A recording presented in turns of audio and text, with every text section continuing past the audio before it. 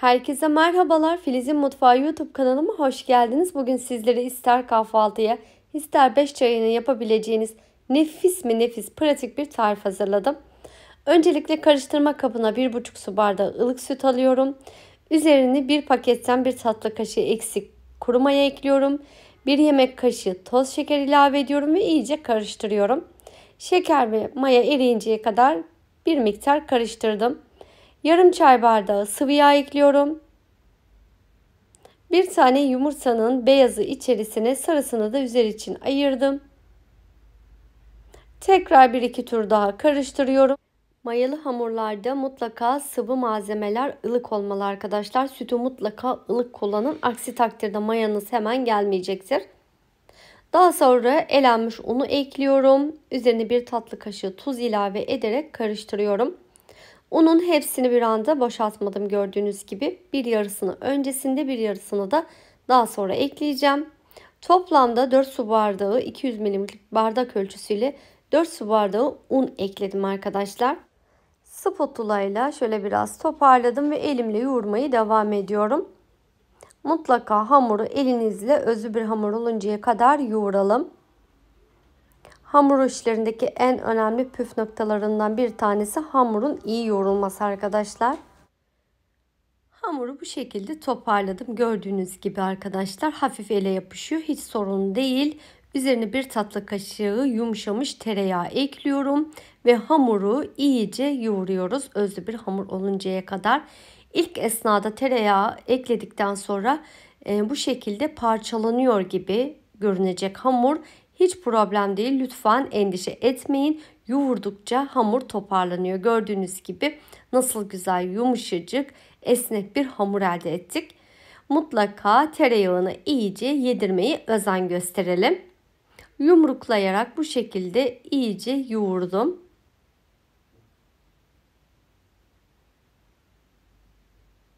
Bu hamurla poğaça da yapabilirsiniz. Her türlü poğaça tarifi uygun bir hamurdur. Gerçekten çok güzel ve çok lezzetli. Hamur yumuşacık bir hamur gördüğünüz gibi arkadaşlar. Tekrar karıştırma kabını alıyorum. Üzerini örterek mayalandırıyorum. Evet, hamur mayalandı. Şöyle göstereyim. Güzel de mayalandı arkadaşlar. Kabım yine söylüyorum çok büyük olduğu için taşması mümkün değil. Hamurumuz gayet güzel mayalandı. Tezgaha alarak hiç fazla ezmeden hamuru toparlıyorum. Şöyle bu şekilde.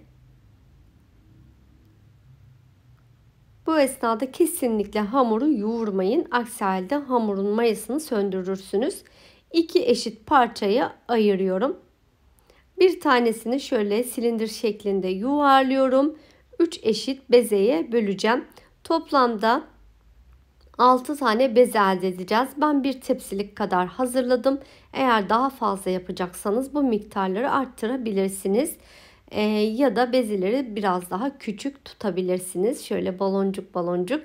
Gerçekten çok da güzel. Bezeleri bu şekilde yumak yaptım. Hepsini üzerini örtüyorum. Mutlaka üzerini örtelim arkadaşlar. Aksi takdirde kabuk tutacaktır ve güzel bir görüntü olmayacaktır. İlk bezeyi alarak parmak uçlarımla hafifçe dokunarak açıyorum gördüğünüz gibi. Hiç merdaneye, oklavaya gerek yok. Herkesin kolaylıkla yapabileceği bir tarif arkadaşlar. İç harcı için haşlanmış patates, bir miktar kıyılmış maydanoz, karabiber, kırmızı toz biber ve tuz var. İç harcımızda dilerseniz tamamen farklı iç harçları da yapabilirsiniz. Örneğin peynirli, maydanozlu, kıymalı. Her türlü iç harcıyla çok güzel yakışıyor arkadaşlar. Daha sonra uç kısımlarını ortasında birleştirerek bu şekilde iyice büzüyorum. Mutlaka iyice sıkıştırmayı özen gösterelim. Aksi takdirde açılmalar meydana gelebilir. Daha sonra tekrar parmak uçlarımla hafifçe dokunarak tatlı tabağı büyüklüğünde açıyorum. Evet, şöyle görebilirsiniz. Gayet güzel oldu. Yağlı kağıt kullanmış olduğum tepsiye açtığım çöreklerimi alıyorum. Bir tane daha sizlere göstermek istiyorum. Hemen parmaklarınızla dokunduğunuzdan açılıyor zaten. Bu tarifi yapabilmek için usta olmanıza hiç gerek yok arkadaşlar. Küçük büyük herkesin kolaylıkla yapabileceği pratik ve lezzetli bir çörek tarifi. Umarım beğenmişsinizdir. Keyifle de izlemişsinizdir. Elimden geldiğince tüm detaylarını sizlerle paylaştım. Yine de aklınıza takılan herhangi bir sorunuz olursa yorum kısmından yazarsanız sizlere oradan yardımcı olabilirim. Hepinizin yorumlarını tek tek okuyorum ve tek tek geri dönmeye çalışıyorum. Hepinize ayrı ayrı teşekkür ederim geri dönüşleriniz için. Evet, bu şekilde parmak uçlarımda gördüğünüz gibi açıyorum ve devam ediyorum. Bir tepsilik yaptım. Biraz önce de bahsettiğim gibi.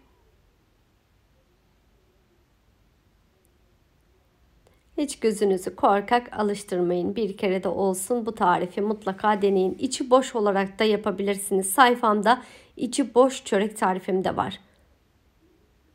Evet, gördüğünüz gibi bir tepsilik çöreklerim hazır. Üzerini örtüyorum. 15 dakika tepsi mayası gelmesini bekliyorum. Biliyorsunuz ki poğaça, hamur işleri, böreklerde mutlaka tepsi mayası önemlidir. Yumurta sarısının üzerine bir tatlı kaşığı kadar yoğurt ekledim. İyice karıştırdım ve üzerini sürüyorum.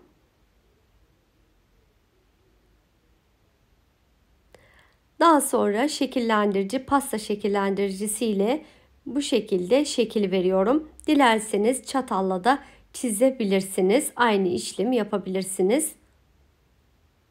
Üzerine de mavi haşhaş ekliyorum. Şöyle çok az serpiştiriyorum görüntü olması için. 180 derece alt üst ayar fırında pişirdim. Nar gibi piştiler, gördüğünüz gibi yumuşacık. Fırından çıkar çıkmaz mutlaka üzerine bir sofra örtüsüyle örtün ki yumuşacık çörekleriniz olsun arkadaşlar. Açık bırakırsanız sert kalır. Tüm detaylarını veriyorum. Lütfen sesli dinleyin. Şöyle kesme tahtasını alarak da sizlere bir de iç dokusunu göstereceğim. Şöyle yumuşacık pamuk gibi çöreklerimiz servise hazır. Yapıp deneyecekleri afiyet şifa olsun diyorum arkadaşlar. Değerli takipçilerim, beni nerelerden izliyorsunuz? Hangi şehir, ülke, il, ilçe yoruma yazarsanız beni nerelerden izlediğinizi ben de öğrenmiş olurum. Beni buraya kadar izlediğiniz için çok ama çok teşekkür ederim. Bir sonraki tariflerde görüşmek üzere. Kendinize çok iyi bakın. Sağlıkla kalın. Hoşça kalın.